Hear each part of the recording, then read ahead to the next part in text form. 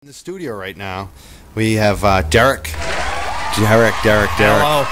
Yeah, you know Derik. He's on a couple. How many shows are you on? One or two on Unregular? Oh, 1.5, 3, 4. Yeah, you go back and forth. Sometimes you quit shows and. Yeah, well, me and Tomar had a falling out. But I'm back on the morning show starting Monday. Derik Freire, and you see him on the UnregularRadio.com website giving live reports. You've seen him at Occupy Boston. He's done. You always kind of make a statement or make a scene, don't you? No, I kind of just observe it, but sometimes you observe. Sometimes I just you get along though. I can't bite my tongue. Yeah, so you don't bite your tongue, but you get along too. Yeah, how do you do that? I don't know. You gotta hate me first. That's everyone's got to go through the hate me period, I think. And then they like you. Then they like me, even though they still hate you. No, it's kind of a game. I don't want people to like me right away. Oh, that's cool. I haven't hated you yet, so I guess I have that to look forward to. All right, Newman, good one, Newman. All right, and also in the studio we have Garrett. Garrett did some signature gathering today. He's Garrett Kirkland. He's been involved in a lot of activism, and on the show you know him. And Nikki Smokes from Free Mass Media is recording video. Newman's behind the board, and we have a special guest patiently waiting on the phone. I call him my champion, our champion. This gentleman in 2009 stood up against the California State Athletic Commission and fought for cannabis and cannabis reform. He's done normal events. He came to the Boston Freedom Rally to speak, found a sponsor, made sure it happened. He's done amazing press, and you can look him up on YouTube. It's Toby, I think it's Toby J. Grear. Toby John Grear is his name. Just look up Toby Grear on the internet, on YouTube. You'll see him. And he's a champion. If you watch his videos, he both in his activism, the way he speaks, the way he carries himself. He, as I said earlier, he trains warriors. He is a guy out there in California and LA that has a gym, and he is giving back to the community. What he has done, he's given back, and I love what he does, and I'm so happy to have him as a friend and on the phone. And we're going to talk to him about what happened this year related to his activism from 2009 and what's going on with Nick Diaz. Toby, are you on the phone? Yeah, I'm real guys. Thanks for having that. That's quite an intro, man. That's a lot to live up to. Well, you do live up to it, though. That's the thing. Toby, thanks for coming on again today and giving us your time. I know that you run a gym in L.A. Tell us about what's going on with your gym, because I want to know how things are going, because I haven't talked to you in a while. Man, things have been going great. So I took over a new spot here in Hollywood, which has been pretty cool. Really just increased. I brought in, you got your wrestling background, but I brought in the top Brazilian black belt in the world. He has the top-rated black belt in the world by medal totals. I brought him in to teach him jiu-jitsu. I still do the striking. So, man, we just got a really awesome program. Wow, that's awesome. And, yeah, you're the striker. You're like, that's what I was. I was a striker. It's I would like to do some jiu-jitsu, learn more of that stuff I was never good at. Right now, we talked about the activism. In 2009, you stood up to the California State Athletic Commission, and you did get a response. You didn't get things your way, but recently things have changed. What happened this year that started in 2009? Well, man, my story goes way back. I was originally charged, or I got fined for a drugs of abuse violation in the state of California for testing positive for basically THC. It was for a Muay Thai fight. I took a Muay Thai fight on short notice. And normally I clear out my system just to avoid it, but this is one of those fights, a great opportunity, last minute, and I'm the guy they usually call. So I did it, but I had my recommendations from the state of California basically saying, hey, it's okay for you to use cannabis responsibly. And basically I went up against the commission and said, hey, guys, the Department of Commerce is saying one thing on one hand and another thing on the other hand. And I just, my story is I thought that was unfair. I fought it, and the state of California, a huge organization like the California State Athletic Commission, not recognizing the leaps and bounds that science in the scientific community and the medical community have made on cannabis, and that was my argument. They fined me twice for it, and both times I had my recommendation where, the state was saying, yes, you can use it, and then another department was saying, well, it's a drugs of abuse. So I fought it hard, and I'm still fighting it, and it looks like we're making good progress.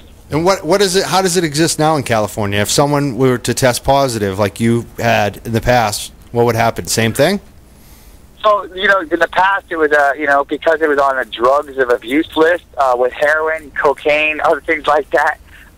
Even in a state that recognizes its medical properties and positive, influence.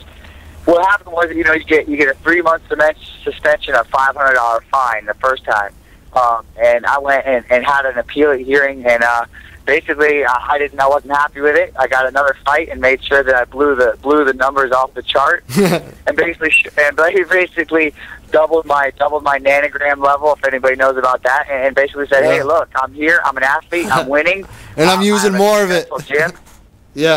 Yeah, exactly, and that's what I love about it too. It's like you could see that the even though they weren't going with you, they were feeling the power of your presentation and who you were and how you spoke about it and how you weren't against them. You wanted just to see some changes here. I'm just asking for change, and it's great to see that there's some progress. But right now, Nick Diaz, they're gonna basically stop one of the best fighters from fighting for another year. Is that what's happening in Nevada? Yeah, so that's Nevada. That's a no-tolerance state. I'm sure you know. It's a little bit different up there. What they don't have is what California. I went in front of the California State Athletic Commission.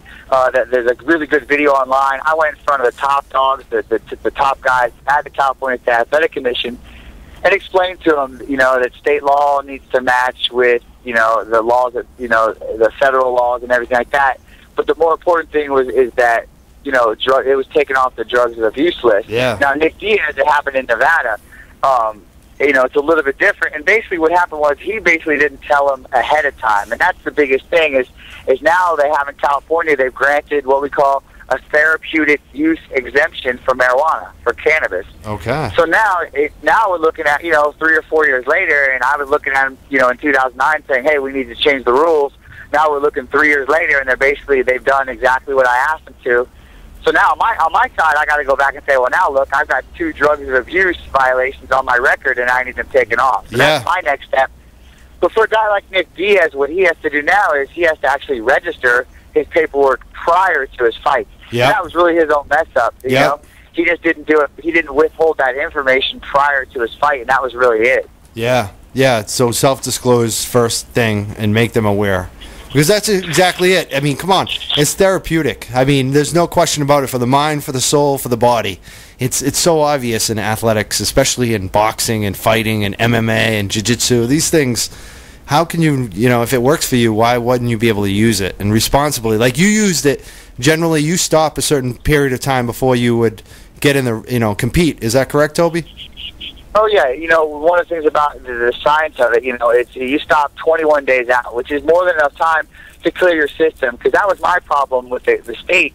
The state says, okay, it's abuse on one hand, and then on the other hand says, okay, you're allowed 50 nanograms, or 50 nanograms, that's your limit, And so, they're saying, okay, you have a limit, but it's illegal. And my argument was, no, I'm in the state of California. I have a notarized letter from the state of California that says I can use this responsibly. That was my argument. And now 3 years later, they've changed everything. And I'm really happy about the changes in California. And now we just need to see it spread. In Nevada. Yeah. Now with Diaz, too, if he's suspended in Nevada, he's probably going to be suspended in California, even though, if he had done it correctly, he wouldn't be. Is that correct, too? Yeah. That's the worst thing. All the states recognize other suspension. So if he was to compete in California, Nevada would most likely extend his suspension or double it or something even harsher. So once you're suspended, there's no option. You can't just go to another city. You're suspended, and that's You're suspended. I mean, what you can do is you can go to Japan, but the problem there is once you go to Japan, then you're still in the same issues where you'll be. If they find out you fought pro anywhere, you get suspended. So it's a pretty tough suspension to suspend a guy for a whole year. Yeah. But then again, it's not. The problem is with Nick, it's not his first time, and I'm a big fan of Nick's fighting style. I love the way he fights. I like his attitude towards fighting. And the cannabis thing, in my opinion, he's missed a great opportunity to really spread a positive message. Do you talk to him about this? Do you have correspondence or any? Do you talk to him? No, I mean, I've never talked to him on the issue. I have a lot of guys that train around and train with him, but we never actually had a discussion about it. Yeah, you should. I mean, he should be looking to you. I'm not putting it on you, Toby. I know you have a lot to do, but hopefully he hears this, because you're exactly right. You know, and you've proven it. And this is what Nick Diaz needs to do. He should be doing it all the right ways, because it's going to come up in the test. So why not do it the right way ahead of time? Yeah. Yeah. And that's another thing with with these guys that test, and that's the problem with me in the sport. Where I'm at, I'm right in the middle. You know, my last fight was for the UFC on Spike TV, and I would like to get into the UFC, but at the same time, there's certain restrictions, and you've got guys like Chael Sonnen who's fighting Anderson Silva coming up, and he tested his levels for testosterone were 16-1. 6-1 is the legal limit, but because he had his therapeutic exemption, he's okay. So he can be on all that stuff and still be all right. That's very interesting. We're not allowed to use our cannabis, which is proven. Yeah, you got to do it by the rules of the paperwork, unfortunately. Yeah. Yep. Well, I mean, it's not unfortunate, too. I mean, by doing it the way that you did it, that set precedent, and that's why ultimately they changed it in California. So that's what Nick Diaz needs to do. I could see some of his quotes that he wants to do it the right way. He needs to follow Toby's advice on this. I'm so glad that you expressed that, Toby, today for us. Yeah, he's the biggest name out there, and he's got a great fight style, and he's a very cognitive thinker. He's a very cerebral guy, and it's really missed an opportunity to say, hey, look, he's a triathlete, successful triathlete. He's one of the best fighters. He's one of the top fighters in the UFC, and I'd like to see him step up and say, hey, look, here's I use cannabis, and I use it wisely, and I'm successful. Yeah. Rather than a lot of the legal issues and stuff that he's dealing with. But yeah, I think it's just about maybe get a good organization behind him, one of these normal or one of the ASA, and get one of these organizations. Yeah, that's it. Because he basically did that. It seems like I saw an article recently after he tested positive, and he wrote up his reasons for using it, why he uses it, and it's like exactly that. It's Nick, just grab that what you wrote and just give it to them before your next fight in a year. Just give it to them and say, I'm using it for this reason. I already wrote it up a year ago after you suspended me. And call it exactly what Toby's saying. And this is the way we get it done. Yeah, and that's the fight. He's a smart guy, and he fights all his fights so smart. He's not fighting this one smart, and that was the thing with me. As soon as I got busted, I thought I was in the clear. The first time I had my violation, I said, here's my paperwork. I told you guys already knew. Notarized, and they said, nope, sorry, we're not going to accept it. And that's where the fight started for me. Yeah. And then the second time I got busted, I definitely knew what I was walking into, and just gave it to him straight. I'm just really excited to see the progress in California with this, and now we just need to kind of spread the message. And it's you're taking it to them in a polite way by using their rules and their system and notarizing it. When you notarize something like that, like you said, it's just you put it out there. You put it on YouTube. The fight was public, and it was obvious they could feel the heat of someone like yourself, and that Nick Diaz can do the same exact thing going forward.